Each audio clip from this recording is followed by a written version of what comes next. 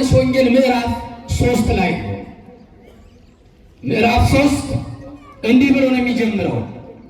ከፈሪሳውያን ወገን የሆነ የአይሁድ አለቃ ኒቆዲሞስ የሚባል ሰው ነበረ ይላል። ከፈሪሳውያን ወገን የነበረ የአይሁድ ደግሞ አለቃ የሆነ ኒቆዲሞስ የሚባል ሰው ነበረ ብሎ የዮሐንስ ወንጌል ምዕራፍ 3 ቁጥር 1 ይጀምራል። ወገኑ ከየትኛው ምድብ ነው የሚመደበው ከተባለ ከፈሪሳውያን ወገን።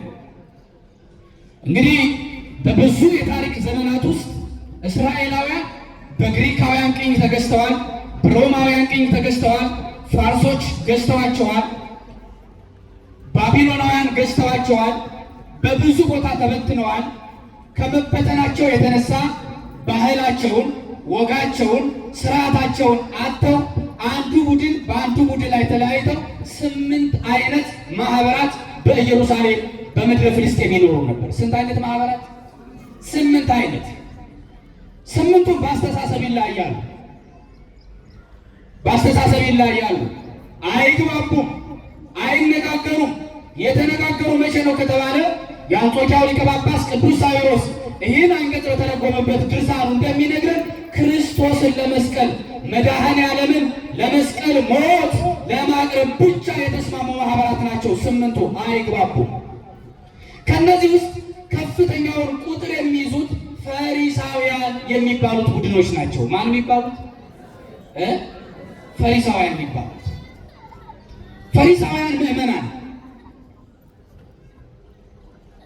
ከፍተኛውን ቁጥር ከመያዛቸው በላይ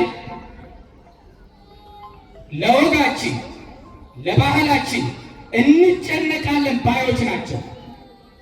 ከኛ ውጭ የሙሴን ሕግ የሚጠብቅ የለም። ከኛ ውስጥ አብርሃማዊ ነገድ ያለው የለም። የአብርሃም ዘሮች እኛ ብቻ ነን።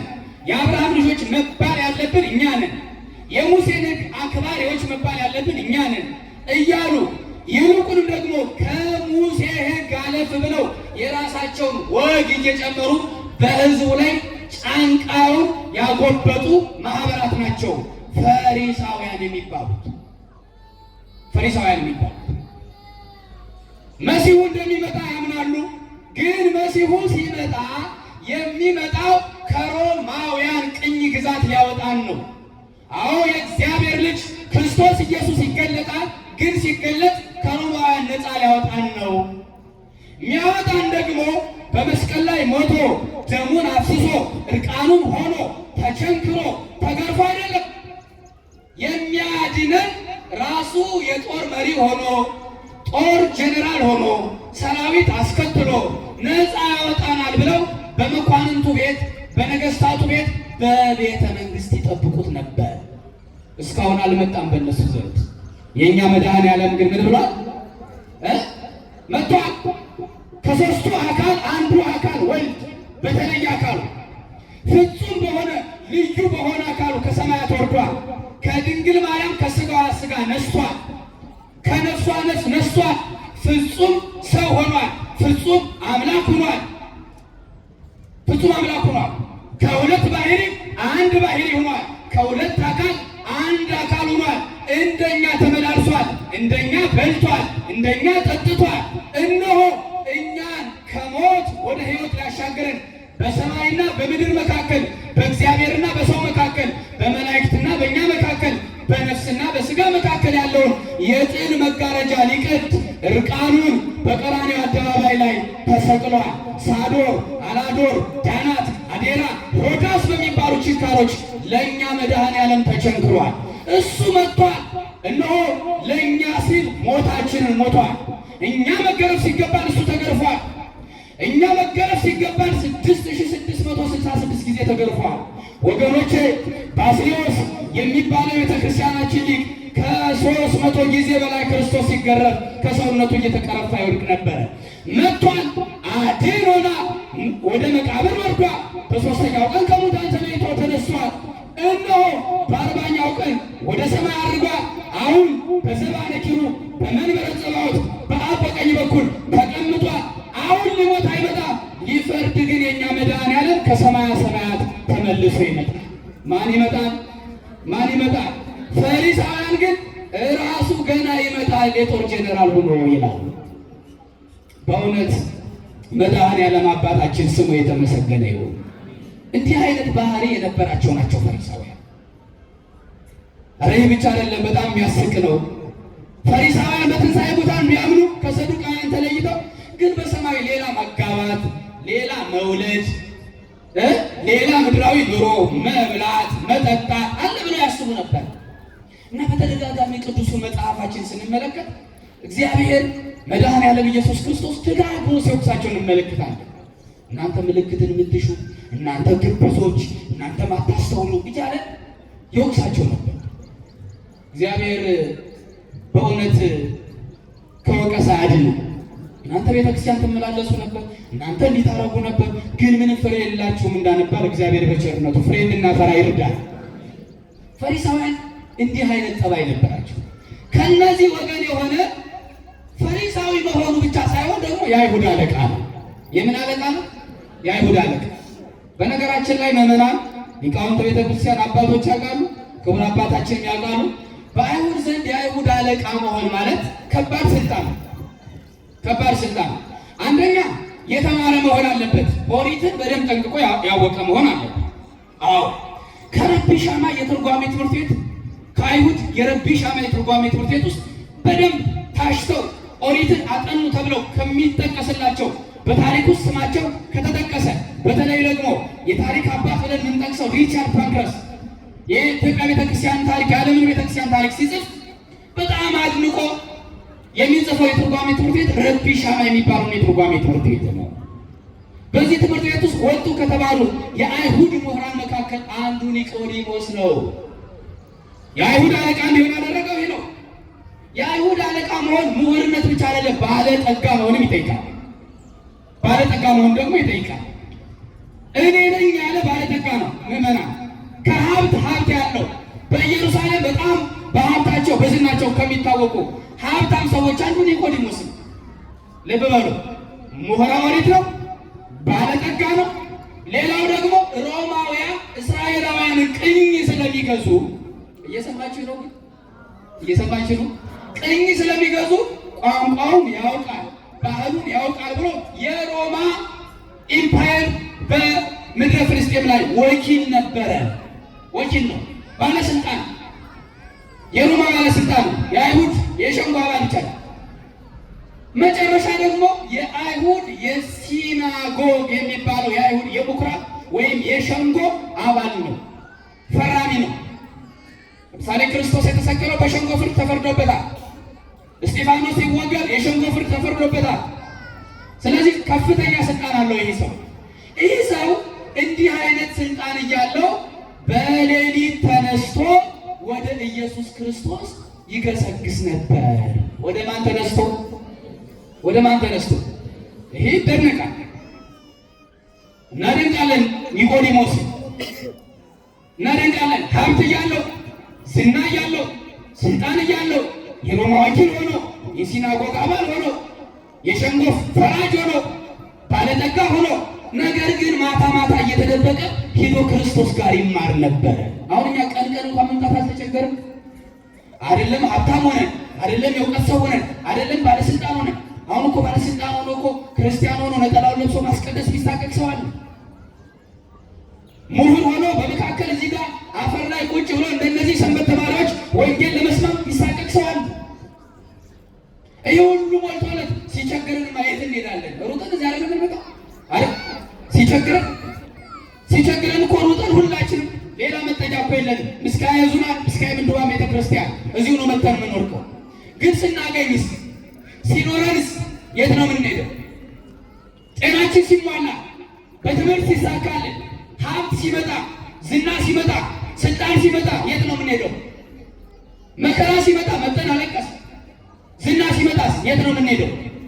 አያችሁ፣ ለጤናችንም ለዝናችንም ለእውቀታችንም ለሁሉ ነገራችንም ባለቤቱ ማን ነው?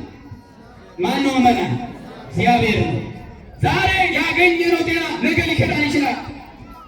ዛሬ ያገኘነው ሀብት ነገ እጃችን ላይ በምን ሁኔታ ከእጃችን እንደተነሳ ሳናውቅ ሊጠፋ ይችላል። ዛሬ የተመካንበት ውበት ነገ ሊረግፍ ይችላል። ዛሬ ያገኘነው ስልጣን ለማይበረክተው መቼ ሊወድቅ ይችላል። ከእጃችን ሊጠፋ ይችላል። ዛሬ ጠንካራ ጉልበታችን ነገ ሊብረከረክ ይችላል። አይችልም? ምዕመናን ይችላል። ሀብትም፣ ጤና፣ ዝና ሁሉም ነገር ከእግዚአብሔር ዘንድ ነው። ስለዚህ በደስታችን በሐዘናችን ማን ይመስገን? ማን ይመስገን? ኒቆዲሞስ ይህ ሁሉ እያለው ሌሊት ገስግሶ ወደ ኢየሱስ ክርስቶስ ይሄድ ነበር። ለምንድን ነው ሌሊትን የመረጠው ብለው አባቶቻችን ይተረጉማል። ለምንድን ነው ቀን ያልሄደው? ቀን ሄዶ ኢየሱስ ክርስቶስ በብዛት የሚያስተምረው ቀን ነው የሚያስተምረው። ለምንድን ነው ቀንን ያልመረጠ? በጥብርያዶስ ባህር ዳርቻ ቀን ላይ ነው የሚያስተምረው። ከገሊላ እስከ ቅፍርናሆም ድረስ፣ ከቅፍርናሆም እስከ ደብረ ዘይት ተራራ ድረስ በቀን ነው ሲያስተምር የነበረው። ለምንድን ነው ቀን ሄዶ ያልተማረው? ሌሊት መሄድ ለምንድን ነው ያስፈለገው? አያችሁ፣ እነዚህ ፈሪሳውያን ከነሱ ወገን ስለነበረ፣ ፈሪሳውያን ደግሞ ከኢየሱስ ጋር የዋለ ሰው፣ ከኢየሱስ ጋር የታየ ሰው፣ ስለ ኢየሱስ የሚያወራ ሰው፣ ስለ መድኃኔዓለም የሚናገር ሰው ይገደል ብለው አዋጅ አውጥተው ነበር። ምን ይበል? ስለማን? ስለ መድኃኔዓለም የሚናገር ሰው፣ ስለ ኢየሱስ የሚናገር ሰው ይገደል፣ ይህን ስም እንዳታነሱ ተብሎ በሸንጎ አዋጅ ታውጆ ነበር። ስለዚህ እንዳይገሉት ፈርቶ ይላሉ አባቶች። ምን እንዳይሉት? እንዳይገሉት። ሀብት አለው፣ ዝና አለው፣ ስልጣን አለው፣ ሲናጎግ አባል ነው፣ ግን እንዳይገሉት ፈራ። በሌሊት ይሄዳል። አይ በሌላ መንገድ ደግሞ እሱ የአይሁድ ምሁር ነው። ከንቱ ውዳሴን ፈልጎ ቀን ሄዶ ቢማር እንዴ አንተ የለፒ ሻማ የትርጓሜ ትምህርት ቤት ውስጥ ከወጡ ሊቃውንት መካከል የአይሁድ ምሁራን አንተ አንዱ አልነበር? ምን ፈልገህ ነው ወደ ኢየሱስ ክርስቶስ ሄደህ የምትማረው? ስሙን ብቻ ነው እንጂ ያዝከው አንተ አልተማርክም እንዳይሉት፣ ብትማርማ ሄደህ ከኢየሱስ ጋር አትማርም ነበር እንዳይሉት ማታ ማታ ተደብቆ ይሄድ ነበር። በዚህ በመፍራቱ ትንሽ ቢወቀስም ኒቆዲሞስ ግን የሚመሰገን ሰው። ሌሊት እንደምታውቁት ያስፈራል። ወደዚህ ብትሉ ሰው የለም። እንቅፋት ቢመጣችሁ የሚያነሳችሁ ሰው የለም። ማጅራት መቼዎች የሚሰለጥኑበት፣ ሌቦች የሚሰለጥኑበት ነው አይደል? ሌሊት ነው ቀን ነው ሰው የሚሰርቀው? አሁን ቀን ሆኗል። ሌሊትማ እስከ 6 ሜትር ግንብ ቤታችን ታጥሯል። ከዛ ዙሪያውን ደግሞ አደገኛ አጥር የሚባል በኤሌክትሪክ የታጠራል። አሁን እኮ ሌሊት ሌብነት ቀርቷል። መቼ ነው ሌቦች ያሉት? አሁን ቀን አይደል? ስልካችሁ የሚሰረቀው ቀን፣ ሰው ታፍሶ የሚሄደው ቀን ብቻ ነው። ሌቦች ቀን ነገሩ እዚህ መጥቶ ራሱ ሊያስቀድስ መጥቶ ጫማ ሰርቆ መሄድ አለ። እስኪ ጫማው የጠፋበት ሰው ጫማ ሰርቆ አሁን መረገም ነው ወገኖች። ቤተ መቅደስ ሊሳለም የመጣውን ሰው አንገቱን ደፍቶ እየጸለየ ዘወር ሲል ጫማውን ሲያጣው ምንድን ነው? እኛውን ጫማ ላይ ያለን አውሮፓውያን ሂደው የስርቆን ደረጃ ራሱ አሳድገውታል። ይቅርታ፣ የስርቆን ደረጃ ኢራን በከፍተኛው ፍርድ ቤት፣ በዓለም አቀፍ ፍርድ ቤት ኢራን የምትባለው ሀገር ትልቅ ክስ አቀረበች እና እስራኤል ሰርቃኛለች ብላ እስራኤል ነው ትከሳለች። ማን? ቴህራን፣ ኢራን የምትባለው ሀገር ምንድን ነው የሰረቀች ተብላ የክስ መዝገቡ ሲታይ ደመና ሰረቀች። ምን ሰረቀች? ንገሩኛ። ምን ሰረቀች? ደመና ሰረቀች። ምን ማለት መሰላችሁ? ኢራን ላይ ሊዘንብ የነበረውን ዝናብ በቴክኖሎጂ እስራኤል ጠቅልላ ወስዳ ራሷ ሀገር ላይ አዝንበዋለች። እና ምን ሰረቀች? ሰው ደመና ይሰርቃል፣ እናንተ ጫማ ትሰርቃላችሁ። እግዚአብሔር ይቅር ይበላል። ያው በአባቶቻችን ጸሎት አልጠፋንም አለ። ስብሐተ እግዚአብሔር በሚያደርሱ አባቶቻችን ስታያቸው አዳፋ ልብስ ለብሰው፣ ስታያቸው በርባሶ ለብሰው፣ ስታያቸው ምንም የሌላቸው ግን በውስጣቸው የእግዚአብሔር መንፈስ የሚቀጣጠልባቸው በእነሱ አባቶቻችን በሚያስፈራው በሚያስደነግጠው እሳት በሆነው በእግዚአብሔር ታቦት ፊት ስለሚቆሙት አባቶቻችን እግዚአብሔር ከመቅደሱ አላጠፋንም። አባቶቻችንን ይጠብቅልን። አሁን ሌሊት እየሄደ በዚህ ምክንያት እንትን ይላል። ማጅራት መቼዎች የሰለጠኑበት ነው። እንቅፋቱ አለ። ወደዚህ ሊባል ሌላ ነገር የለም። በሌሊት ተነስቶ ግን ወደ ማን ይሄዳል? ወደ ማን ይሄዳል? ወደ ኢየሱስ ክርስቶስ ይሄዳል። በቂ ብርሃን የለም።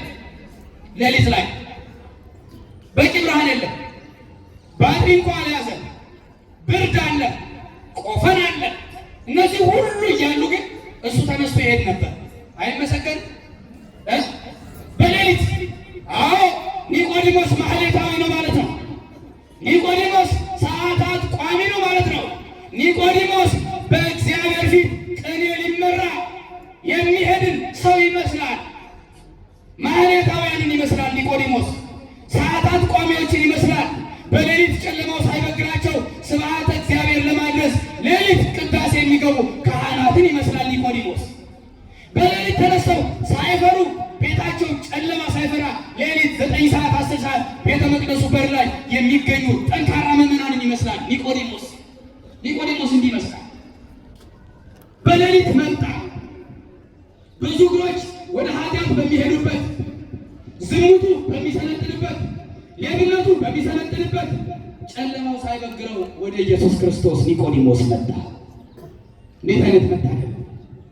እንዴት አይነት መመረጥ ነው! መመና ሌሊት በጨለማ ገስግሶ ኢየሱስ ጋር ዙሪያው ጨለማ ቢሆን ነገር ግን ወደ ብርሃኑ ወደ መድኃኔዓለም ነው የሚሄደው።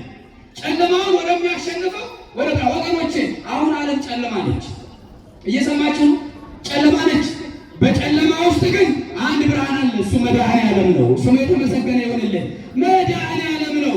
ልብ በሉ፣ ዓለም ጨለማ ነች። እንደዚህ ዘመን ዓለም የጨለመባት ጊዜ የለም። እንደዚህ ዘመን በዓለም ላይ ከፍተኛ ጦርነት የሚካሄድበት ዘመን የለም። ከፍተኛ እልቂት የሚደርስ በአውሮፓ፣ በዩክሬን፣ በራሽያ፣ መላ አፍሪካ ውስጥ፣ የመካከለኛው ምስራቅ የእነዚህ ሁሉ ሀገራት ጦርነት ላይ ያሉት የመጨረሻው ዘመን ምልክት ነው። አዲሱን ዓለም ለማዋለድ ምዕራባውያን ሰይጣኒዝምን በግልጽ ማምለክ የጀመሩበት ዘመን 666ቱ የአውሬ መንፈስ በግልጽ በምዕራባውያን ድሮ በድብቅ ነበር፣ አሁን በግልጽ የሚመለክበት ዘመን ነው። በቃ ፈጣሪያችን ጌታችን ሰይጣን ነው ማለት የጀመሩበት ዘመን ይህ ዘመን። ከዚህ ዘመን በላይ ጨለማል፣ ፍቅር አልቀዘቀዘም፣ አንድነት አልጠፋም። ይህ ጨለማ ነው። ግን የሚያጽናና ጨለማ ውስጥ ኒቆዲሞስን ሂዶ ያጽናና ሚስጥር የገለጸ መድኃኔዓለም በዚች በጨለችዋ ዓለም ውስጥ ግን የእኛ መድኃኔዓለም ከማን ጋር ነው? ከማን ጋር ነው? አይዟችሁ፣ ከኛ ጋር ከኛ ጋር። ፈተና ቢመጣ ጭንቀት ቢመጣ ከኛ ጋር ይመጣል። ከኛ ጋር ምን ያስፈራችኋል? ምን ያስጨንቀናል? መብላቱ መጠጣቱ። ምን ጨነቀው እኮ ያኛውን ዓለም ስለማይ ነው። ሕፃን ልጅ አይታችሁ ታውቃላችሁ? ሲወለድ እየሳቀ ነው የሚወለደው። ምን እያለ ነው? መጀመሪያ ሕፃን ሲወለድ የምኑን ድምፅ ነው የምትስሙት? እየሳቀ የሳቁን ድምፅ ወይስ የለቅሶውን ድምፅ? አዎ ከእናቱ ማህፀን ውጭ ሌላ አዲስ ዓለም አይመስለውም ያ ሕፃን ልጅ። ለእሱ ትልቁ ዓለሙ የእናቱ ማህፀን ልጅ። አይሮጥም እኮ አይሮጥም፣ ከፍተኛ እድገት አይኖረውም። ግን እዚች እናቱ ማህፀን ውስጥ ሌላ ዓለም ያለ ስለማይመስለው ደስ ይለዋል። ያችን ዓለም ሲለቃት ያለቅሳል። እኛም ያኛውን ዓለም ስለማናይ ሰዎች ሲሄዱ፣ ሰዎች ሲሞቱ እናለቅሳለን። ሰው ሲሞት ደግሞ እያለቀሰ ነው የሚሞተው፣ እየሳቀ ሰው ሲሞት ነገሩ ሰው ሲሞት እያለቀሰ ነው እየሳቀ? በእውነት እያለቀሰ ነው የሚሞት ሰው እየሳቀ ነው የሚሞተው? መጀመሪያ የሞተን ሰው ድንገት ብትሄዱት የምታዩት ጥርሱን ነው። በሞትና በሕይወት መካከል ላይ ሆኖ ያኛውን ዓለም ማየት ሲጀምር ይስቃል። ያን ያሸልማል፣ ይሄዳል። እንባውን አታዩም። አልቅሶ እያለቀሰ አይደለም የሚሞተው። የሚሄደው እየሳቀ ይሄዳል። የሚመጣው ሕፃን እያለቀሰ ይሄዳል። ሕፃኑ እያለቀሰ ሲመጣ እኛ እልል እንላለን። ሕፃኑ መጥቶ እሱ ያለቅሳል፣ እኛ እልል እንላለን። የሚሞተው ሰው ደግሞ ወደ ሰማያዊ አምላክ ወደ እግዚአብሔር ይሄዳል፣ እኛ እናለቅሳለን። ተቃራኒ ሆነ። እግዚአብሔር በቸርነቱ ልቦና ይስጠን። በአጠቃላይ በዚህ ዘመን መድኃኔዓለም ሊያጽናና ከኛ ጋር ነው። አሁን ኒቆዲሞስ በጨለማ ሄድን። አንድ ጥያቄ ጠየቀው። ሰብሰብ ላድርግላችሁ። አንድ ጥያቄ ጠየቀው። ጌታ ሆይ ያለ መድኃኔዓለም በደምስ ጌታ ሆይ አሁን የምታደርጋቸውን ነገሮች ከእግዚአብሔር ካልሆነ በስተቀር ከእግዚአብሔር የመጣ ካልሆነ በስተቀር ሊያደርጋቸው አይችልም ስለዚህ ከእግዚአብሔር ተልከህ እንደመጣህ እናውቃለን አለ። ከማን ተልከህ እንደመጣህ? ከእግዚአብሔር ተልከህ እናውቃለን አለ። አሁን ይህን ሲነግረው እናውቃለን የሚል ቃል ስለተናገረ እንደማያውቅ መድኃኒዓለም ደግሞ ነገረው። ሰው አለው ዳግመኛ ካልተወለደ የእግዚአብሔርን መንግሥት አያይም አለው ለኒቆዲሞስ። ምንድነው መልሱ መሆን የነበረበት? እናውቃለን ሲል ወይም አታውቅም አንተ አይሁድ ምሁር ነህ ወይም አታውቅም ወይም ደግሞ የነገርከኝ እኔ ከእግዚአብሔር ዘንድ የመጣው ትክክል ነህ ወይም አይደለም ነው። ግን ከንግግሩ ተነሳና ሰው ዳግመኛ ካልተወለደ የእግዚአብሔር መንግሥት ምን አይልም ይወርሳል አይወርስም። ዳግመ ካልተወለደ አሁን ስንት ጊዜ ተወልዳችኋል? ምን ስንት ጊዜ ተወልዳችኋል? አንድ ጊዜ። ስንት ጊዜ ተወልዳችኋል?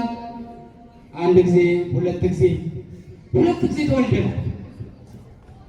በስጋ ከእናትና ከአባታችን ተወልደናል። በመንፈስ ደግሞ ከመንፈስ ቅዱስ ከማኅፀነ ዮርዳኖስ በማየገቦ በጥምቀት ተወልደን የእግዚአብሔር ልጅ ሆነናል። ስንት ጊዜ ተወለድ ማለት ነው? ከስጋ የተወለደ ምንድን ነው? ስጋ። ከመንፈስ የተወለደ ምንድን ነው? መንፈስ። በስጋ የተወለደ በመንፈስም ተወለደ። አሁን ዳግመኛ ያልተወለደ ሰው ማለት ያልተጠመቀ ሰው፣ ጥምቀት ገንዘቡ ያላደረገ ሰው፣ በውሃና በመንፈስ ያልተጠመቀ ሰው የእግዚአብሔርን መንግሥት አያይም ብሎ ክርስቶስ ይነግረዋል። ኒቆዲሞስ ቀበል አደረገና ጌታ ሆይ ዳግመኛ ካልተወለደ ነው ያልከው?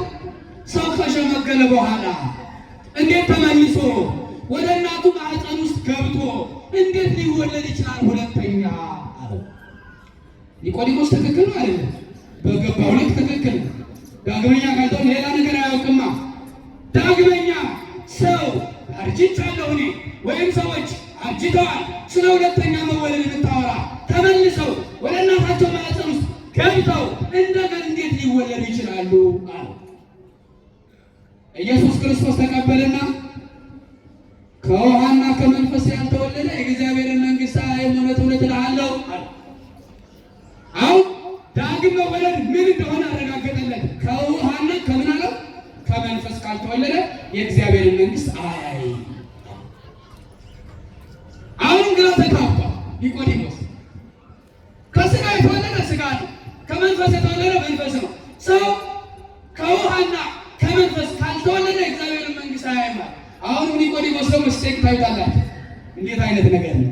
እንዴት ሊሆን ይችላል አለ። ደግሞ አሁን አያችሁ እንዴት ሊሆን ይችላል አለ።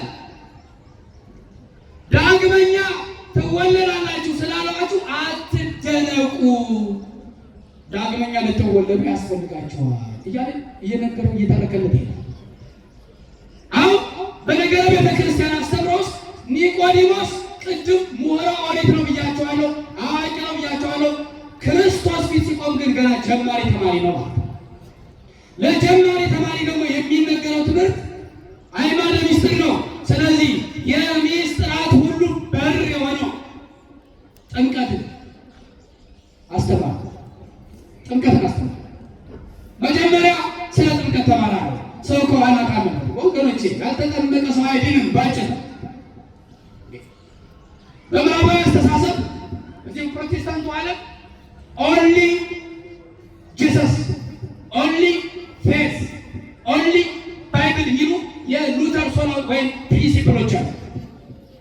ያድነው ኢየሱስ ብቻ ነው ሚል ብቻ ሚል እምነት ብቻ ሚል ግን መጽሐፍ ቅዱስ አይደለም። የመዳን መስፈርቶችን አስቀምጦናል። አንዴ ስሙኝ። ሰው ለመዳን 5 ኦርቶዶክሳዊ መስፈርቶች አሉት። ስንት ንገሩኝ? ከፍ አድርጋችሁ ልጣችሁ። ስንት አልኳችሁ? 5 ኦርቶዶክሳዊ መስፈርቶች አሉ። አንድ ሰው ለመዳን ወይም በክርስቶስ ኢየሱስ በቀራንዮ ላይ ያገኘውን ማዳን የሚፈጽመው እነዚህ 5ቱ ነገሮች ሲያሟላ ነው። አንደኛ ሲያምን አንድነቱን፣ ሶስትነቱን፣ ከሶስቱ አካል አንዱ አካል ሰው መሆኑን ማዳኑን ማመን መቻል አለበት። ማመን የፈጠረውን አምላክ ምን ማለት ማመን፣ በአንድ ልጁ በኢየሱስ ክርስቶስ ምን ማለት ማመን፣ በነገረ ቤተክርስቲያን ማመን፣ በድንግል ማርያም ምልጃ ማመን፣ በቅዱሳን ተራዳኢነት ማመን፣ በመላእክት መኖር ማመን፣ በሚስጥራት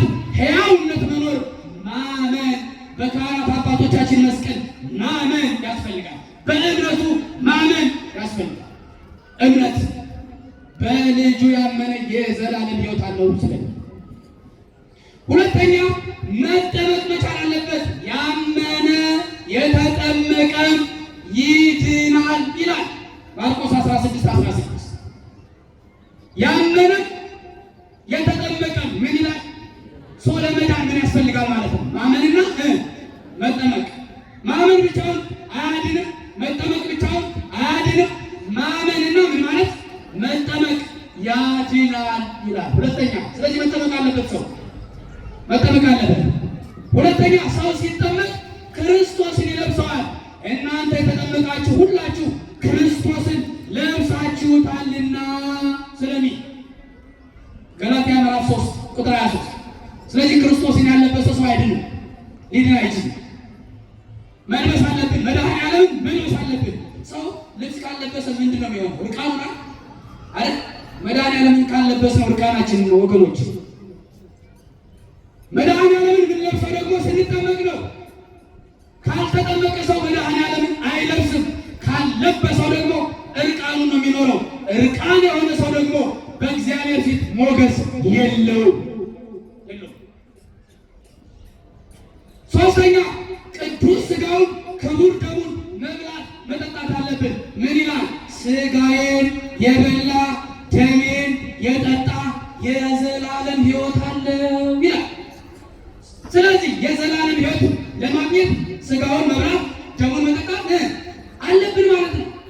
የሚያስደንቀው ሥጋዬን የበላ ደሜን የጠጣ የዘላለም ሕይወት አለው ካለ በኋላ እኔ በእሱ እኖራለሁ፣ እሱ ደግሞ በእኔ ይኖራል። ስለዚህ በእግዚአብሔር ፊት ውስጥ ለመኖር እሱን መብላት መጠጣት አለብን። አምስተኛው ምዕመናን አምነን ተጠምቀን ኃጢአት ስንሰራ ንስሐ እየገባን ሥጋውን እየበላን ደሙን እየጠጣን አራተኛ ላይ ምግባር እንሰራለን። የሃይማኖት ስራ እንሰራለን። ክርስቶስ ሲመጣ ብራባ በልታችሁኛል፣ ብጠማ ጠጥታችሁኛል፣ የምግባር ጥያቄ ጠይቃል። አንዱ የመዳን መስፈርት እሱ ነው። እንደዚህ እንኳን ማልተናራቱን እኛ እንጸድቃለን፣ ጻድቅ ነን፣ ጸድቀናል፣ ቅዱስ ነን፣ ምንም የለብንም፣ ለእኔ መንግሥተ ሰማያት የተከፈተ አንልም። ኦርቶዶክሳዊ ስብዕና የለም። እንደዚህ የሚል ቸርነቱን ደግሞ እንጠባበቃለን። ምኑን? ቸርነቱ።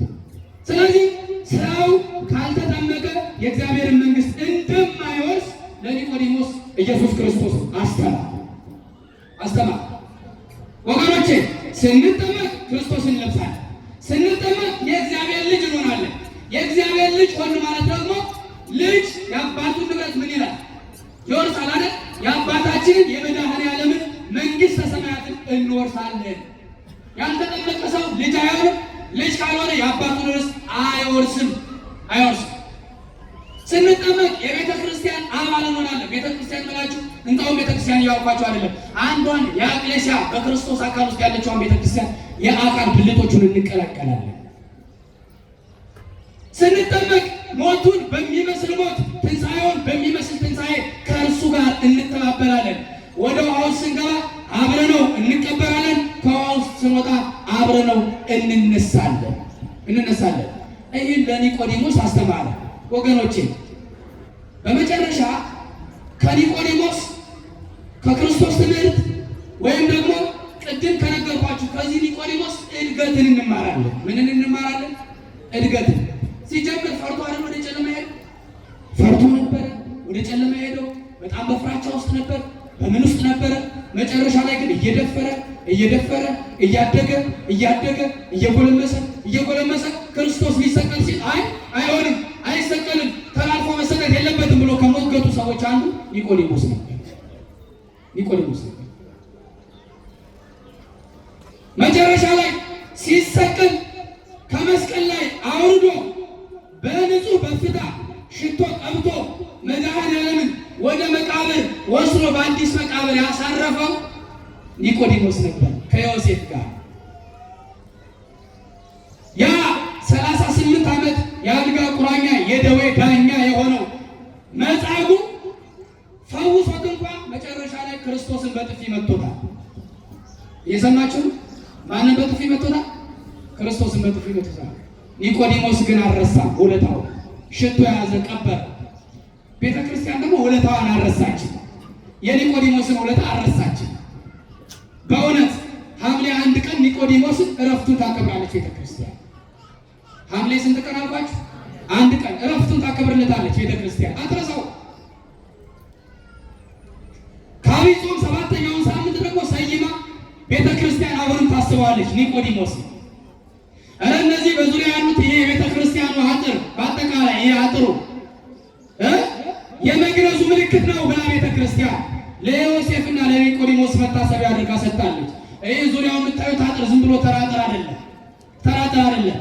በዮሴፍና በኒቆዲሞስ የተሰየመ የኒቆዲሞስና የዮሴፍ ያ የመግነዙ ምሳሌ አድርጋ ቤተ ክርስቲያን ታከብራለች። የኛ ቤተ ክርስቲያን ባለውለታ ነች። እየሰማችሁ ባለውለታ ነች። እኛ ቤተሰቦቻችን ሲሞቱ ስማቸውን እንኳን ቀይረውና አስክሬን ብለን አለምታል አይደል? ሰው ሲሞት ምን ብላችሁ ነው የምትጠሩት? አበበ ከቤት ወጣ ነው የሚባለው? ከቤት ወጣ ነው የሚባለው? አበበ ከምን ወጣ ነው የሚባለው? ከምን ወጣ? ከቤት አይደል? ምኑ አስክሬን። ስሙን እንኳን መጥራት እንሳቀቃለን። ስሙን ለመጥራት ቤተ ክርስቲያን ግን ባለማዊ ስሙ እንኳን ጠራው ከፍ አድርጋ አይደለም አስክሬን ልትለው አበበ እንኳን ብላ አጠራው። የክርስትና መንፈሳዊ ስሙን አንስታ ገብረ ማርያም፣ ገብረ ጻድቅ፣ ወለተ ማርያም፣ ወለተ ጻድቅ ብላ ታነሳለች ቤተ ክርስቲያን። እኛ አንዲት እራፊ ጨርቅ ጠቅልለን ነው የሚሸኘው። ቤተ ክርስቲያን ግን የከበረ መጎናጸፊያዋን አምጥታ አስክሬኑን ታለብሰዋለች። እናንተ ከቤት ስታወጡት ምንድን ነው የምታለብሱት? ምንም። ቤተ ክርስቲያን ግን አንተ ልጄ ሆይ ነገ ከሙታን መካከል ትነሳለህ፣ አንተ ትሳገለግል ነበር ውለታህን አትርሳ ብላ ያን መግነዝ አውጥታ ታለብሰዋለች። ኧረ ፀሐይ እንዳይመታው ቤተ ክርስቲያን ከጭንቅላቱ ላይ ምን ታደርግለታለች? ጥላ ታደርግለታለች ቤተ ክርስቲያን አይደል? እንዴት እንደምታከም ይሄ ብቻ አይደለም። ወደ መቃብር ወስዳ ዝም ብላ አፈር ምሳ አስገብታ እንትናትን ቤተ ክርስቲያን ፍታት ትፈታለታለች። መቃብሩን ደግሞ ትባርከዋለች። ምን ትለዋለች ቤተ ክርስቲያን? መቃብሩ ይቅለልልባ ባርካ ጸሎት አድርጋ ነገ ከሙታን እንደሚነሳ ቤተ ክርስቲያን ውለታችሁን አትረሳ። ያስቀመጣችኋትን ጠጠር አትረሳ። ኒቆዲሞስን ያሰበች ቤተ ክርስቲያን እኛን አትረሳ። ለኒቆዲሞስ መታሰቢያ የተሰጠች ቤተ ክርስቲያን እኛን የትም አትጥለንም። ወደ ክርስቶስ ዙፋን ለማቅረብ ሰብሰብ ታደርገናለች ቤተ ክርስቲያን ታውቃለህ። ስለዚህ ኒቆዲሞስ ሊመሰገን የሚገባው ነው። በኒቆዲሞስ ውስጥ እድገትን እንማራለን። ኒቆዲሞስ መጀመሪያ ፈሪ ነበር፣ ምዕመናን። እያደገ ሄዶ ግን በአይሁድ ፊት በጲላጦስ ፊት የክርስቶስን ሥጋ ስጡኝ መቅበር አለብኝ ብሎ ጠንካራ ሆኖ ሄደ። ክርስቲያን እያደገ ነው ሄደ። ዛሬ ትንሽ ነገር ከሰራችሁ ነገ ትልቅ በረከት። ዛሬ አባቶችን አንድ አባት ካከበራችሁ ነገ ብዙ እያከበራችሁ እያደጋችሁ እግዚአብሔርን ወደ መምሰል ደረጃ መሻገር መቻል አለብን ማለት ነው። የመጨረሻ የክርስቲያኑ መዳረሻው ቲኦሲስ ነው። እግዚአብሔርን ምን ማለት መምሰል። ማንን መምሰል? መዳረሻችን የት ነው? ማንን መምሰል? የመጨረሻ የክርስቲያኑ የመጨረሻ ግቡ እግዚአብሔርን መምሰል ነው። ቲኦሲስ ይባላል። የነጠበውን የጎደለውን ክቡር አባታችን ታላቁ ወንጌላዊ ታላቁ የልማት አባት ከዝዋይ ሥራ አመራር ጀምሮ በበርካታ አድባራት በአመራር ጥበባቸው ካህናቱን አንድ አድርገው ምዕመናን በፍቅር ይዘው ሰንበት ተማሪውን አስተካክለው በዚህ ወጣትነት ዘመናቸው ወጣትነት ይበቃኛል ብለው ገዳም ገብተው ምንኩስናቸውን ገንዘብ አድርገው እንደ አባቶቻችን ታሪክ ለመስራት መንፈሳዊ ተጋድሎ ለመጋደል በዚህ ቦታ ላይ ደግሞ በአስተዳዳሪነት የተመደቡ ወንድማችን አባታችን ክቡር መላከ ጽዮን አሉላቸው። እሳቸው የነጠበውን የጎደለውን እሳቸው በኋላ ያርማሉ። ያስተማረን አምላካችን እግዚአብሔር ስሙ የተመሰገነ ይሁን። ወስብሐት ለእግዚአብሔር።